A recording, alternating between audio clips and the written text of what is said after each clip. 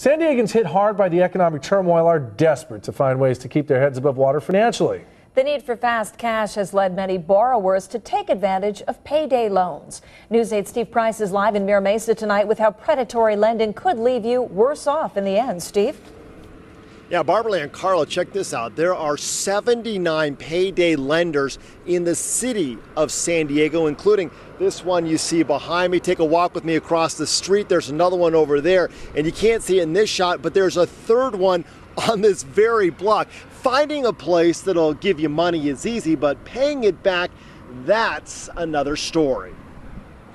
From one payday advance store to the next, we watched customer after customer borrow money, but none would talk on camera, too embarrassed by their financial predicament. But they are clearly not alone. What becomes problematic about these loans is that they tend to trap people in a vicious cycle of debt. Liana Molina works for a nonprofit organization that tries to steer Californians away from payday advance businesses. And here's why. For every $100 you borrow, they charge you $15 in interest and fees, leaving you with $85. $15 may not sound like a lot of money, but this is only a 2-week loan. So basically, you're paying $7.50 a week. $7.50 a week times 52 weeks in a year means your annual interest rate is around 390%. The payday lenders don't do much to help people solve their credit needs. In fact, they exacerbate the problems for working families. Liana says these payday advance lenders claim they're helping people who suddenly find themselves in need of emergency cash. But she says the reality is that people are using the money to pay for recurring expenses. If you're in a vulnerable position facing things like foreclosure, the high cost of living, gas prices, groceries, et cetera, and you're taking out one of these loans to have to pay, $45 to borrow $255, it puts you in a predicament where your next payday, you might need to take out another loan. So what should you do instead? Well, the best thing is to try to make it to your next payday without a loan. But if that's not an option, look for alternatives. There's a possibility to borrow money from relatives, from friends, if there's a possibility to get an advance from their employer, and also to seek out other options. There's a number of credit unions that offer small dollar loans at a more affordable rate.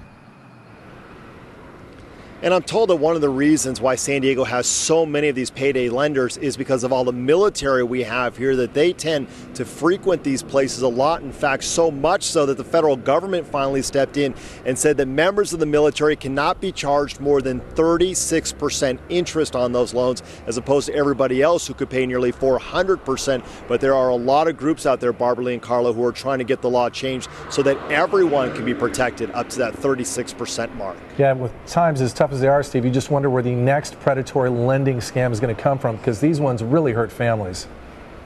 And this is definitely not a scam, what they are getting into, but I think they just look at it as, oh, well, it's only $15, and they don't look at the bigger picture of, my goodness, we're paying almost 400% interest and fees on these loans that we're getting. On to other things now. If you ever find yourself short on money, you might be tempted by offers of quick cash. Tonight, 7 on your side's Michael Finney sorts all the offers out for you. Payday loans, advances on your tax refund, check cashing services, always to quickly get your hands on cash. Well, tonight we'll show you how to take advantage of those services without paying huge fees and high interest rates. Payday lenders offer an increasingly popular way to get quick cash.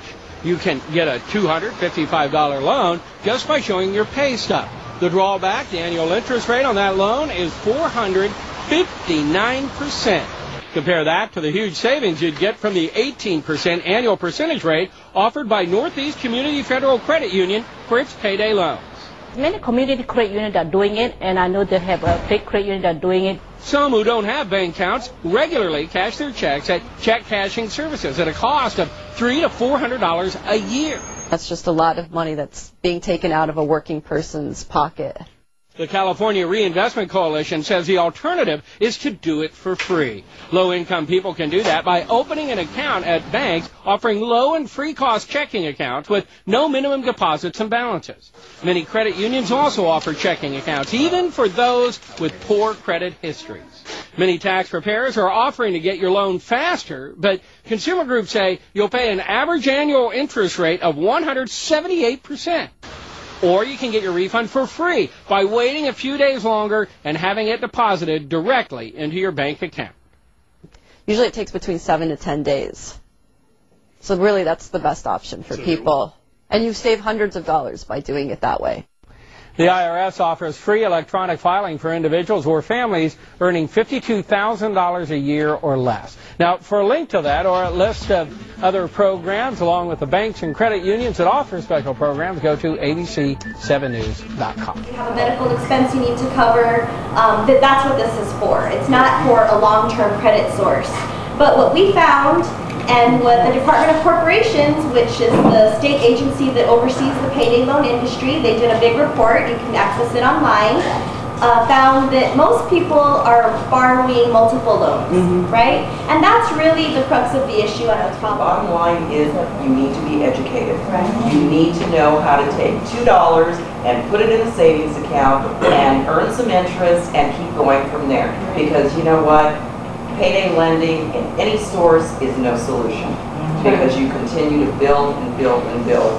And some payday lenders can charge upwards to 800% on a loan. That's his equivalent. I even brought some examples to that effect. Many payday lenders are owned by banks. But we haven't talked to them. In closing, if I bounce a check, my lending institution charges me $24 to $30. They are not being held to the same standard that the payday lenders are. The payday lenders charge you a fee for that service, $17.95 per 100. If I bounce a $100 check, I'm paying more, but they're not doing the APR. So I just want to encourage that as opposed to just doing a resolution, I think that you should have had somebody from the payday lending here so that you could hear their side, because I think that we have to make educated decisions, and we should also be talking to our clientele. Because if anybody truly understands payday lending, it is the people who use that service. For fair and equal access to banking and other financial services, particularly for low and moderate income communities and communities of color. So we have members all across the state, including a number of organizations here in San Diego. So what I'm hoping, I wrote up the agenda here in the back. So we already did number 1 and number 2. So I'm hoping that we can just I allocated about 10, 12 minutes on this portion so that we can know who's here and kind of what brought you here. We can just do a quick go around and people can say their name. If you are affiliated with any other organization besides Mabuhay, we can share that.